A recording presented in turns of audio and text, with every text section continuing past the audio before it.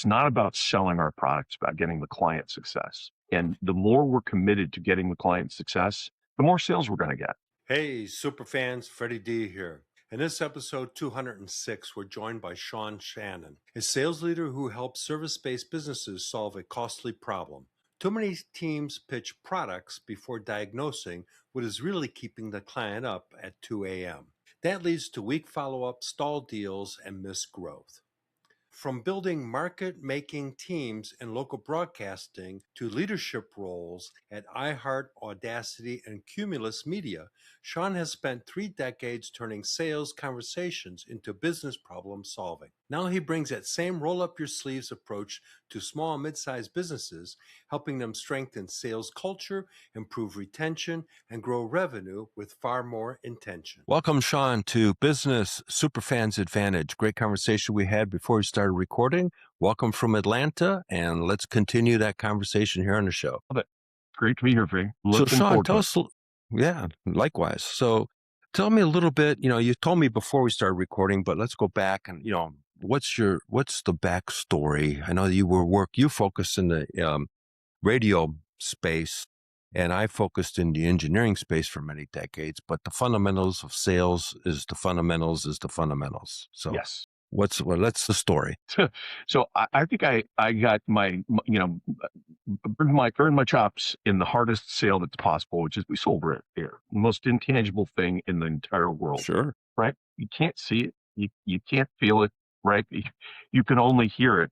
And at the end of the day, it was a value proposition that we went out, sold an ad campaign to a client, and the expectation was that ad campaign was going to deliver a return on investment. If somebody gave me $10,000 in advertising investment, they're expecting $100,000 in revenue back. So, imagine you're walking in with this incredibly intangible product. You're asking somebody to invest in this invisible thing that is going to return at the top of the funnel where they really can't measure it. There was no measuring tools back then. And there were no measuring tools back then. So, and it's not like they trained you on how to be a good business person. They trained you on all about the audience, all about the radio station. I was out selling, I realized that really, Peter Drucker's famous for saying that the vast majority of businesses have no idea what their customers are buying. They know what they're selling them. They don't know what's motivating the purchase. And I learned early on that really the only thing that a business owner cared about was what does my revenue and my profitability look like year over year. And before Google, I was at the libraries, going through microfiche to learn about industries, to learn about how businesses competed in those industries and how consumers went about making purchases in those industries so that I could sit down and have business conversation instead of a radio or a media conversation. So as I endeavored as a sales leader to go out, I tried to the best extent I could, to train up good business minds that were then able to sell radio. Yeah, you bring up a really important point that I want to emphasize there, Sean, is that you had business conversations with the owners. So you weren't selling a thingamajig or a service or whatchamacallit. You were looking at what were their business challenges and how could you help them surpass those challenges and grow their business. And that's a completely different conversation than selling a widget. Yes, it's exactly it. Because really, what we're trying to do is solve the 2 a.m. problem for the client. What's keeping them up at 2 a.m. that we have the ability to help bring a solution to? And if I meet a client, and it's the hardest thing in the world to train a salesperson to do this. You meet a client, you find their 2 a.m. problem, you don't have a solution for it. Your job at that moment is to stop that sales call and say, I can't help you, but I know somebody who can, and then help them find, because at the end of the day, all we're about in sales is helping clients get success. It's not about selling our products, it's about getting the client success. And the more we're committed to getting the client success, the more sales we're going to get. Sure. And you're creating a super fan right there off of that person, because I've done the same thing. I said, hey, Sean, you know what? We've done an assessment. We've walked through the shop because I was selling manufacturing software. And for what you're looking at, our tool isn't going to do it completely. It'll do some of it, but not all of it. But this is a better product. And they'd be like, you're recommending a competitor? Says, yeah, it's a better solution. Yes. And that guy would give me referrals of other people that would fit my solution because of the fact of respect that I got from him because I was genuine. When I can remember from the early 2000s, I'm leading a sales team at a sports station. We go out and we sit with clients. One of the first questions that after asking, my favorite question is, tell me the story of your business. Man, I will tell you, we built out a 6-question discovery call. It was really actually 57 questions that we really wanted to understand about the business. In the early days, we could answer maybe about 20 of them by doing our research. Today, I can answer about 50 of them by doing my own research. But focus down on what are the really critical pieces. But one of the questions I would always ask advertisers in the early 2000s is, do you have an email database? Yes, we do. What are you doing with it? But not much. And I'd say, listen, I would love to talk more with you about buying some radio. But the reality is, I have a friend, and you could probably have a friend who can help you market to your existing database of customers. Because the reality is that it's about 7 to 8 times cheaper to get an additional dollar out of an existing client than to get a new dollar out of the new one. And that's what we do, Absolutely. right? Absolutely. Yeah. And I would say, once you've got your database email program in place, let's talk about going out and conquesting customers. And I would say, salesperson, what are you doing? So just give it 6 months. I promise you. And invariably, 6 months later, they would call that salesperson and say, you guys did me the biggest favor in the whole world. I am so glad that I met with you guys. Can I come talk to you? Can you come talk to me about doing some outreach on new customers now? Sure. Yeah, I did something different because I was selling in the manufacturing world, especially tool and die shops and mold shops. So I would go in and back then I bought a manufacturer's directory. My SIC code was 3544. It's burned into my brain forever. But I would say, okay, let's go take a walk through the shop. And so I would walk through the machining shop and, okay, so what are the challenges? What kind of equipment do you have? What's going on with the equipment? So I would really get a whole feel of what that organization was. And we weren't selling. We were just learning. Yeah. What was the biggest challenge in that industry? Scrapping metal was the biggest challenge. And so I'd say, all right, well, Sean, how often does that happen? Oh, maybe once every couple months. What do you do with the metal? Well, we can't do anything with it because it was for this particular project. We leave it sit until we can repurpose it for someone else that needs that exact metal type. Well, what's that cost? 20, 30, 40,000 bucks a chunk of metal. So how many times that happened? And so, you ended up with a couple $100,000 worth of scrap metal that they can't use until first. So I says, if we could solve, 2 of those, would it be worth continuing the conversation? And I said, yeah. And boom, we were in a whole different conversation. So it's exactly it. It's just about being interested in the business itself rather than what you're trying to get out of it. So I mean, it's just, And the people, right. But it's also the people inside, because you need to understand what their aspirations are, Yeah. what their personal goals are, which I think a lot of people, we've become too much transactional and lost the relationship art. And that's okay. Bob wants to become the head of the multi-location company and the IT head of everything else. Then my job really becomes to help him achieve his aspirations. Yeah. He'll take care of mine. That's exactly it. In sort of that small and medium-sized business space, the question that very few people ask, this is probably one of the more powerful ones you can, is, what's your exit strategy here? When this whole thing gets to where you want to get it, what's going to happen, right? Now you've got a roadmap for how you can help them to get what they want to get ultimately, and it elevates the level of conversation, and it changes the very nature of your relationship with that person when they know that you have a stake in what they ultimately want. Yeah. Yeah. And before we started recording, we talked a little bit about sales training. So let's get into a little bit about the sales training aspect, because I think too many businesses, bring on somebody that's a salesperson. Yeah. But they're really winging it, and they figure that and we've all hired, the one that you think is the good one, and it turns out to be not so much. But let's talk about a little bit about the importance of sales training and how transformative it can be. The saddest thing to me is that, I came up in late 80s, early 90s, and the companies that brought us on invested in bringing in really great sales trainers. We had a guy named Ken Greenwood. He was a Wilson Learning licensee. We did 2 full days on it within the first 6 months of me being there, 2 full days, social styles training, understanding how to meet the client in the way and speak to them in the way that they understand. I have not been inside of an organization in the last 15 to 20 years that invests in that kind of training anymore. It's incredibly sad. We bring people in and, going back to that Peter Drucker thing, we know what we're selling. So we spend all our time training them on the product, training them with product knowledge and all of the key phrases that we want to do. And we do nothing in terms of training them on really the psychology of sales, on an understanding of industries that you're selling into. It aggravates me.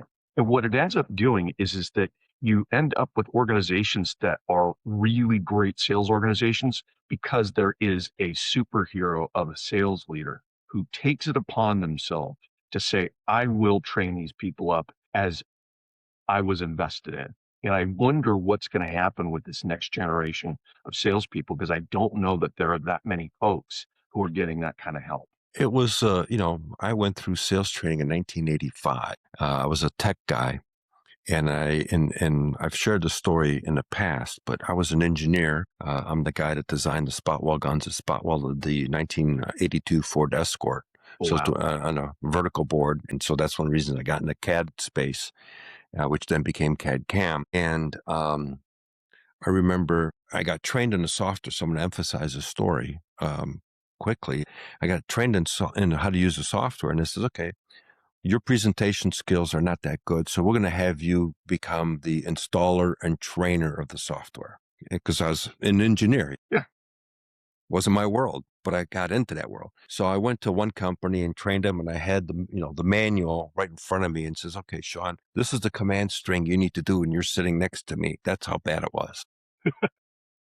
The next company was this little company called Eaton Corporation up in Milwaukee. And now I'm doing it in front of a group of people, and I had never done a presentation, wasn't trained on any of that stuff. And I'm doing the same thing. And that manager at the end of the day said, come here, I want to talk to you. He goes, that was the worst effing training I've ever seen. He goes, I'm going to give you till tomorrow. And I've shared the story many times, but I want to emphasize it for what we're talking about. I'm going to give you till tomorrow to figure it out. Otherwise, I'm going to have your dumb F blank, blank, blank ass fired. I slept well that night. But you did. And I created engagement training. Really? And yeah, which was basically, we had a market board, and I would put up a command string that would design a 3D box. Okay. I go, Sean, does that command string, would be correct to create that 3D box? Well, I think so. Mike, do you agree with Sean? Well, no, it's missing this and that. Well, Steve, do you agree with, Sean and Mike? Which one do you agree? And so I got everybody into the conversation, and it says, okay, John, you come up here and you put in a command string to put a circle into that box. And I became the most sought after installer and trainer in the Midwest because I transformed myself, which is what you're really talking about with like that one individual in sales. That's completely it. And I'll point out a really important piece of the type of training that you did that neuroscience now supports is that study after study. I was teaching at the University of Washington back in 2010.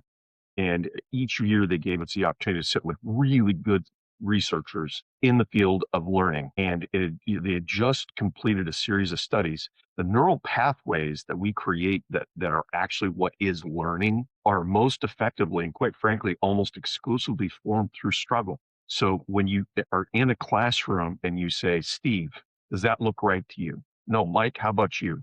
You're creating neural pathways for people to learn through. That's how we learn. And it puts them in the game. They're not sitting they're not on the bleacher seats. They're in the game. They're suited up and they're in the game. Yeah. I had the most sign up for the advanced class because people actually learn stuff from it. And it goes back to, when we're talking about sales, I didn't learn about personality types till I went to the sales training, and just what you alluded to before. And I think that affects not only sales, but it also affects cultures in companies that I think is way overlooked, because you bring somebody in and they may be a type A, type B, type C, type D personality. And, you got a type A talking to a type D. They're complete opposites. Yeah, exactly right. And if they've all been through that kind of training, they have an understanding. You say, okay, this person isn't an asshole. They're an analytical, and I'm going to express it. And I need to modify my communication style to communicate to it. And that analytical now knows I'm going to modify my communication style. It's exactly right. Culture is 100% overlooked. And as folks job hop every 18 months, man, it becomes even more difficult to drive culture into organizations. And so I think one of the things that, specifically in sales, that we misvalue is the importance of retention. If you are a hiring sales manager and you are not paying attention to what the retention rate is or the attrition rate for your new salespeople are after 18 months, you're missing the mark. Because if you've got 70% of your people that join your company who leave within 18 months, You're doing something wrong. You're doing something wrong. You've got an onboarding and training problem. Yeah. So Steve, share a story of how you stepped into a company that was kind of, combobulated with their sales approach. And that's a nice word to say, winging it. And you've kind of turned them around and they become one of your top super fans. It's promoted you other business opportunities from helping them achieve their goals. Well, I'll give you an example of the sales organization that I turned around. And I can talk about a couple of clients that we helped. In 2002, I had been brought into what was then Clear Channel, now iHeart, to turn around a top 40 station that was top ranked in the market in terms of sales, but was like 13th, 14th in revenue. And what I had figured out early on is that at the moment in time we were in, radio was one of 5 places you could find large sizes of audiences, right? You could find it with radio, TV, newspaper, outdoor, some kind of print. So we had an oligopoly on audience, and 90% of our revenue was coming out of ad agencies. And this is a hip hop station. And so we needed to craft a story that transformed how people thought about it. And so we did. It was really simple. Hip hop is to rock and roll what rock and roll was to Frank Sinatra. And just that really simple explanation of hip hop really is what Top 40 was 10 years ago. Transformed in Seattle, this group of buyers has said, well, how can an African-American focused format and driven format be so appealing to a non-African-American market? And here's the story. So they then said, hey, listen, we got a failing sports station. It costs about $4.5 million to open the doors every year, and we've got $3.5 million in revenue. We had recently been purchased by Clear Channel. They'd given us 9 months to get that thing to profitability. So go lead the sales outreach. And I said, I don't want to do that. I just get this top 40 station turned around. And they said, no, go do it. So I did. And what I came in and, what I uncovered was that we were misunderstanding what value we could bring to advertisers. Listen, this thing had no ratings, and yet, call after call with our direct clients, I would find out that they were huge fans of the radio station. These business owners were never going to fill out a survey for Nielsen. They were never going to spend the time to give us recognition in the ratings. And 90% of the revenue came through agencies. So what we did was we designed this plan where we got our agency clients in front of our direct clients so that they could see that, listen, the agency that handles the local Ford dealer group and is spending $5 million a quarter in the market and giving us zero, comes to an event that we're holding down at Emerald Downs at the racetrack, and there are 15 Ford dealers in there that are huge advertisers with us. It was transformative. Within 6 months, our agency revenue had doubled because they had been able to see, my goodness, these are our fans. Quite honestly, the biggest part of it was most of the media buyers were females. We'd invite they and their husbands to come to these sporting events with us. Their husbands would geek out with our personalities, and they go, oh my goodness, yes, I know you don't have any ratings, but you have a story here. There's a story to be told. But the second piece of it was with our direct advertisers is we were getting an average of about $30,000 a year in investment out of them. And what they were doing was buying one particular sport that they were passionate about. So we built Seasons Pass, where they got a sponsorable feature in every, we changed our uniform 4 times a year, basketball into baseball into golf into football.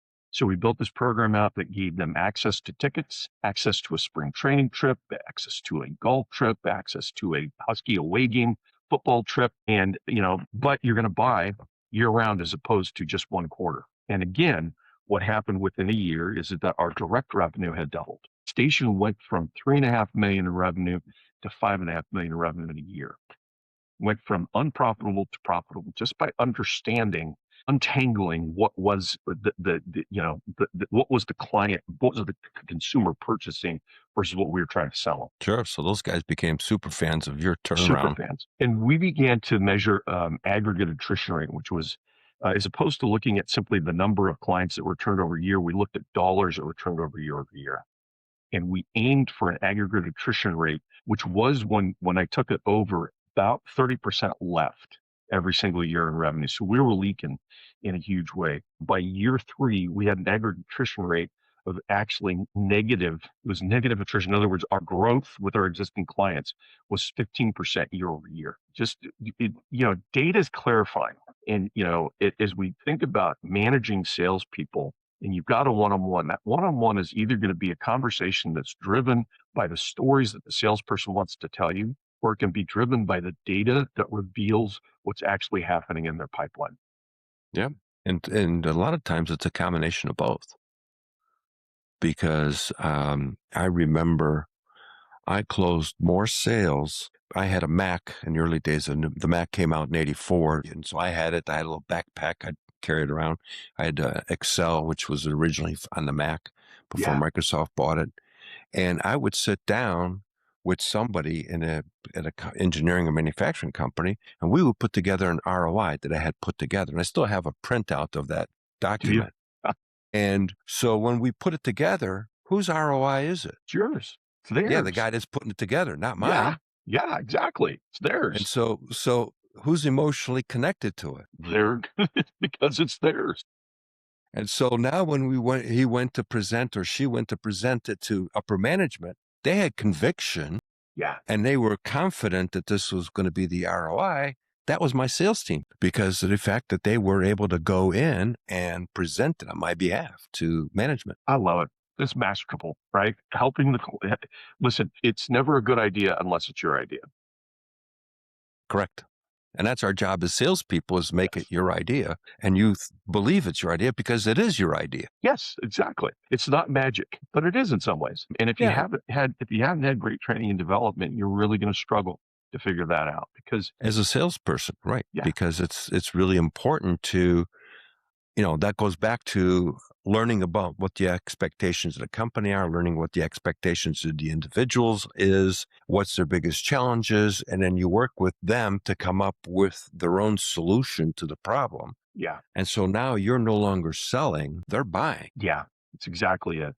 The thing that's interesting that I think has changed is the level and pace at which disruption occurs in value propositions. Clayton Christensen, Harvard business professor, great book, Competing with Luck, make a little recommendation there, came up with this idea of jobs theory, which is that people don't necessarily buy products and services as much as they hire them to do specific jobs in their lives. If you can untangle what job they're hiring your product or service to do, you're in a much more powerful position to craft a really great value proposition. You've really unlocked sales and marketing at that point. And the challenge I think we all face, when a disruption occurs, the value proposition changes. So in radio, Google came around and YouTube began to launch. Our value proposition as being one of the exclusive holders of large audiences, it completely changed. It was no longer this wonderful thing that we could put in front of people, because now there were thousands of places to reach thousands of people. And so, my answer to it at that point was to say, well, listen, if audience is a commodity, what isn't? Creative isn't. And we're sitting with advertisers who now have creative problems across dozens of platforms. Let's make ourselves the go-to source for creative, for not only audio, but for video, for display. And, he who owns the creative in the advertising business owns the account. And so, I built sales organizations for the next 15 years that were built on that value proposition, and it lasted, but once again got disrupted as we came into the age of digital marketing. And so we were one of the first ones to go out, find partners that we could white label to help with SEO and SEM and OTT and CTV, so that we could be offering to our advertisers all of the places that they want to place their advertisements. Value proposition is constantly changing. And yet at this moment in time, it seems to be changing every 6 months, because disruption is occurring. It's accelerated. You took the word before. That's what I was going to say. It's exponentially accelerated, especially now with AI. Things are changing, wait 5 minutes and it's different. Because it's a complete game changer. And the people that don't adapt and pivot to incorporate the technologies, from a marketing perspective, from a sales perspective, from a team building perspective, they're going to be left behind. They're going to be wondering, what took place. I always say that there's three kinds of people: those that make things happen, those that watch things happen, and those that wonder what the muck happened. Yeah, it's exactly it. And I'll tell you, here's my working thesis in this moment in time is that, if we think about the sales funnel, we always tend to think of it as being rather linear. And there's a series of McKinsey studies that show that it actually about 10, 15 years ago became a diamond. We start with 2 or 3 in the initial consideration set, and then it blows out to 10 to 12 as we research. Companies punch their way into the consideration set through organic search and paid search. Consumers start to think about it and they come back down. They try 1 or 2 and buy 1. Well, these McKinsey studies found that those in the initial consideration set had a 300% better chance of closing the sale. And what it was confirmation bias at work. We start with those 2 or 3. We go out and we research, and we're asking really 2 simple questions. Is this company providing me all of the benefits that I'm looking for, and are they doing it at a fair price? And if there's 2 or 3 companies that are in the consideration set don't poop the bed, they're going to end up with the sale, right? And luck by luck, every once in a while, the company punches their way in and it flows down. Well, what's happening with AI at this moment is that, and so as a business in the B2B space, I can either punch my way consideration set through organic search, through paid search, or I can punch my way into consideration set through my sales channel. Just really great salespeople out there making contact with clients. AI is making it really difficult on both of those because Google searches secularly have dropped 50% in the last 6 months. People are just not using it. They're off using Claude or Chat or alternately Perplexity. Even if they're going to Google and not getting past the Gemini search summary, your ability to punch in the consideration set through organic or paid search is really limited at this point. And It's changed dramatically. I mean, you're right, because I use Bing and Google, because everybody always talks about Google, but they always forget that the third largest search engine is Bing, because the second is YouTube. So, but yeah, I read the AI summary, and sometimes I'm trying to figure out how to do something. Poof, it tells me click here, click there. I'm going, holy moly. Right. The game's changed drastically. And on the sales channel, what agentic AI is able to do is create sales development reps that, acting as Freddy Dudek, go out and scrape LinkedIn for ICPs and make connection requests on your behalf. And once those connections, accept it, they begin to drip linked in mail campaigns. It's identified your email address, and now it's dripping email. So now, rather than a salesperson that's able to maybe prospect and start outreach with 15 or 20 clients, agentic AI is doing it at 100 to 150 a day. So your ability of your salespeople to punch their way through is just, it's really noisy, and it's going to be really noisy. The number of emails that we all get, that LinkedIn has become really polluted with just a lot of garbage. And so I think at this moment in time, small, medium-sized businesses in the B2B space need to take a real smart two-pronged strategy, which is, one, you got to get serious about your marketing. Most small and medium-sized business owners look at marketing like a 4-letter word. It's what I got a sales team for. I don't need to do any marketing. Well, your sales team's going to be less and less effective, at least for the next 2 years. So you've got to make yourself world famous inside of your small, tiny little target market through thought leadership, through content development, through all the sorts of smart strategies that the large language models are learning on and picking up, that also put you into the initial consideration set when that customer, so that when your salesperson calls, you're familiar. Sure. But on the sales you're channel, the authority. Yeah. And the sales channel, rather than having your salespeople focusing on out trying to conquest new clients in this really noisy space, what are you doing about growing your share of wallet with your existing clients? Right. That's people overlook that all day long. I always tell people the gold is in your backyard. Yes. And that's one of the things I really talk about, is turning all stakeholders into a growth engine. Yes. Most people talk about, leadership, and then talk about employee experience, and you talk about customer experience. Okay. And that's where it ends. Yes. And nobody talks about contractors. Nobody talks about suppliers. And if you got a distribution channel, nobody talks about them. Nobody talks about complementary business, and they don't even think about the ancillary business. And to me, I look at that as a whole ecosystem that if you ignite that, that's a compounding growth sales team Yes. that's going to be just like, I'm a Chicago Bears fan, lifetime. I've had beers with Walter Payton, for real. That's a good thing. Yeah, What that a was a good cool man. moment. Yeah. Yeah, and it was a great thing. It was a place called the Snuggery in Schaumburg, Illinois, twice. But where I was going with this is that, you've got to elevate that whole team, just like sports super fans. And that's where I got this whole idea of business super fans, because you got the people that got the faces painted, the jerseys, the banners, the tailgate parties. They're promoting the team on their own dime. Yes. So if you can transform your whole ecosystem into a advocacy engine, your business is just going to do one thing. It's just going to skyrocket. This is what we did with this little sports station was we created this community of business owners who looked forward every year to our opening day party at Emerald Downs, who looked forward to our spring training trip to see the Mariners, who looked forward to our August golf excursion, right? And they became a community in and of themselves. Super fans. Super fans around KJR. Yeah. It's not rocket science. No, I mean, it's not like we invented fire here. Right. And let's talk how one and follow up, because I really want to hit that, because I think a lot of salespeople quit way too early in a sales process, and follow up is the key, and speed of follow up is the secret. And, you can leverage AI today to help you with the follow up, because most people drop the ball on the follow up aspect. Absolutely. Right. So I have a whole theory around the half-life of a sale during each stage of the sales process that, it began with looking at when we went out and made a presentation to a client, how many days did it take for a client to give us a yes or a no? Because there are three answers you can get in a sales call. You can get a yes, that's great. You can get a no, that's okay. And you can get a maybe, which is pending. The worst one you want. Worst one you want. And so what we found was that if we had not gotten a yes or a no within 5 business days, if that salesperson had said, I got a 60% close chance on this, on day 6, it was 30. Day 7, 15. Day 8, 7.5%.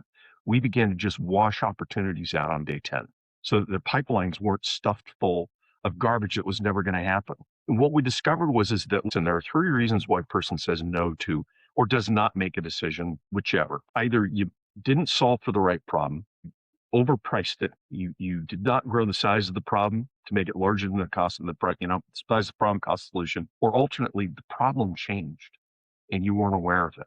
And most things that when clients say this looks great, and then you don't get a yes or a no out of them, another fire popped up. Something that is now, got their attention. It's a new problem that they're trying to solve.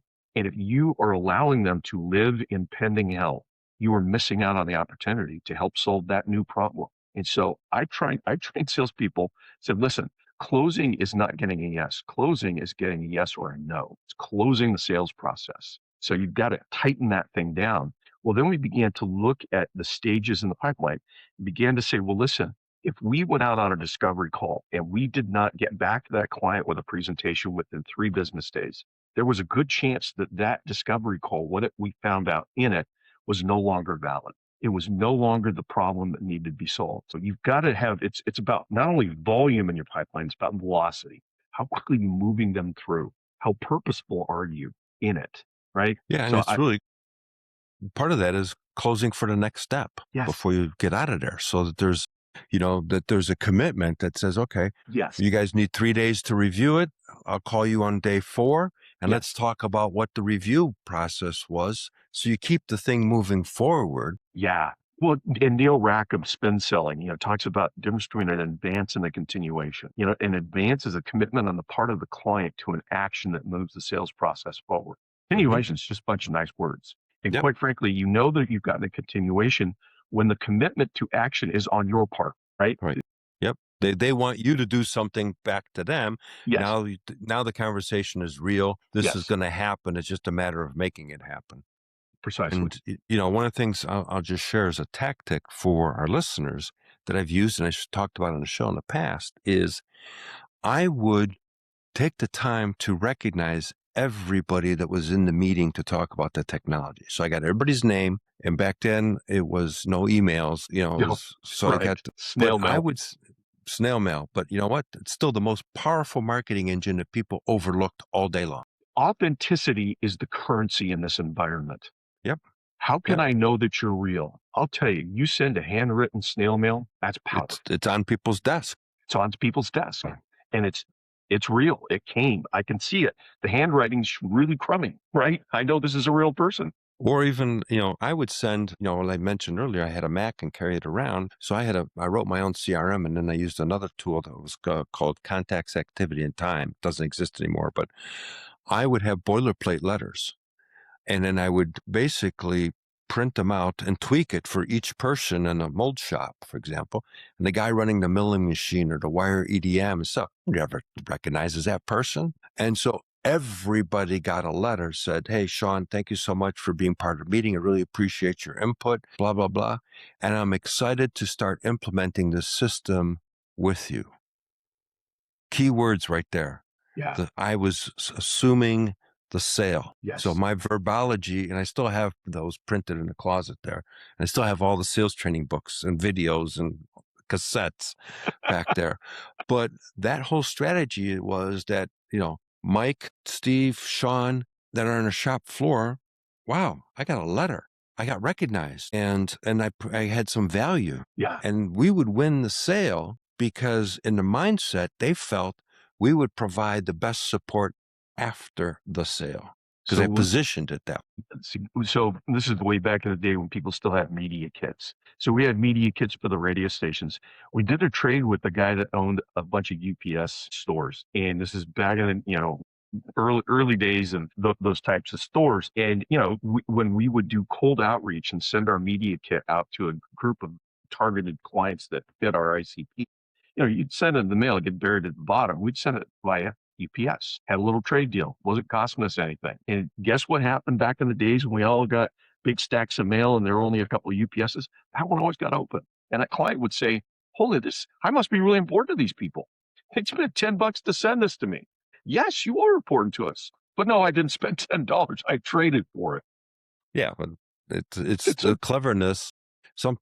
Sales is also always about being clever and being different and a way to stand yourself out from the crowd. And that's a great way. I would, like I said, I sent letters or today I send emails, but I still send it to anybody who's been in part of the presentation. And I tweak it specifically to incorporate whatever they had their input. So it's personalized. 85% is generic, but that one personalization is the game changer because it shows I was listening, participating, and everything else. First year that we had the Husky, University of Washington Husky, big deal in Seattle, we had the play-by-play. We're not a flagship station. When this is the day you had these cattle call annual presentations, there would be, if you're a beer distributor, there might be 24 people, all the folks from Miller Coors and all the distributors in the room, where you'd be walking in and there would be 5 or 6 folks from the ad agency, station after station after station would come in. Through that 2003 fall, every single presentation, we had the Husky marching band sneak in behind us as we were presenting so that the client couldn't see them. At a moment during the presentation, we just have them start playing tequila. And I had to tell you, it was just, people still talk about it to me to this day. I still remember the time that you brought the Husky marching band in to the Coors annual presentation. That was awesome. Yeah, and that's how you created those super fans out of those people because you made a memorable moment. Yes. In there. Sean, as we kind of come to the close here, it's been a great conversation. You and I could talk about this all day long. I think we could. And so how can people find you? Tell us a little bit about that. They can hit strategicgrowthdesign.com. I've got a 30-minute founder diagnostic that they can jump on, talk about what's going on in your sales organization. I've got a 48-point sales assessment that if you want to take the time, you can jump in, have your entire sales organization take it. We'll uncover where you've got alignment, where you don't have alignment, and where you have opportunities to improve. My promise is that in 30 minutes, you'll walk away with actionable insights that you can go to improve your sales organization. I also do fix sales organizations, and if you want to pay me and hire me, I'm great with that. My really at this moment in my life, I just want to help small, medium businesses grow. That is my passion. It's my mission, and I'm just giving my time away to it. We'll make sure that's in the show notes. Great passion. You and I have the same, we're cut from the same cloth. Yes, we are. Yes, we are. So I think you're a little bit more of a appreciate you. master of it than I am. I appreciate it, and I appreciate your time on the show. And like I say, would love to have you on the show down the road again. Love it. Thanks, Freddie. Sean reminded us that great sales start by diagnosing the real 2 a.m. problem before you ever pitch a solution. That matters for service-based business owners because when you lead with business problem solving instead of product pushing, you create better follow-up, stronger retention, and more trust. And that's exactly what I believe too. I'm not here to help you chase transactions. I'm here to help you build real relationships that turn clients into superfans. If this episode brought you some value, leave a quick 5-star review. It helps other service-based business owners find the show. And if you're ready to take what you heard today and actually put it to work, come join me inside the Referral Revenue Lab, my private community where service-based business owners learn how to turn happy customers and 6 overlooked groups in their ecosystem into predictable referral revenue. When you join at referralrevenuelab.com, I hand you a free copy of my book, The Entrepreneur Prosperity Playbook, plus access to the dynamic Superfans to Authority scorecard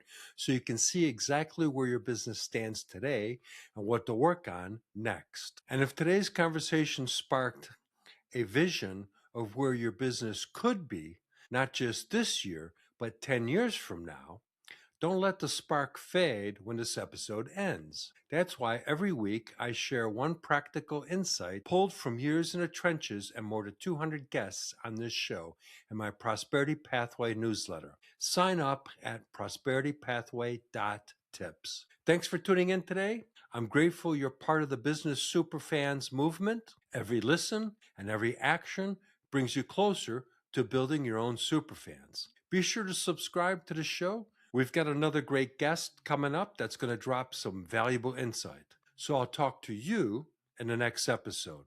Cultivate superfans, build authority, own your market. We hope you took away some useful knowledge from today's episode of the Business Superfans podcast. The path to success relies on taking action. So go over to businesssuperfans.com and get your hands on the book if you haven't already. Join the Accelerator community and take that first step in generating a team of passionate supporters for your business. Join us on the next episode as we continue guiding you on your journey to achieve flourishing success in business.